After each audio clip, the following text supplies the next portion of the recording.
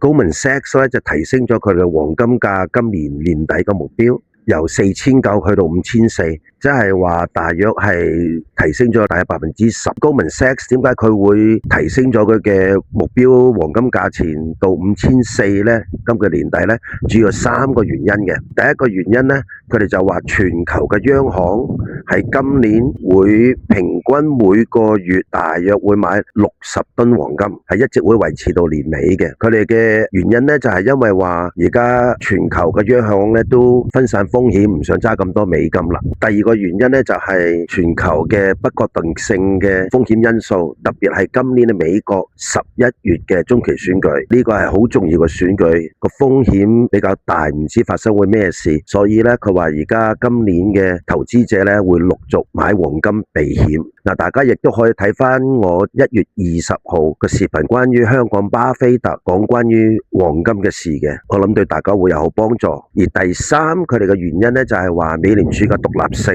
受到動搖。呢一個咧，我亦都有個視頻係1月12號講美聯儲被調查嗰段視頻，講關於美聯儲嘅獨立性嘅重要性。咁今次Goldman Sachs亦都係咁講，就係因為美聯儲個獨立性已經被動搖，世界上唔係好信美聯儲啦，所以咧就會繼續買黃金。咁希望呢啲資料對大家對金嘅投資有幫助。關注我投資理財不迷路。大家好，我係詹教授。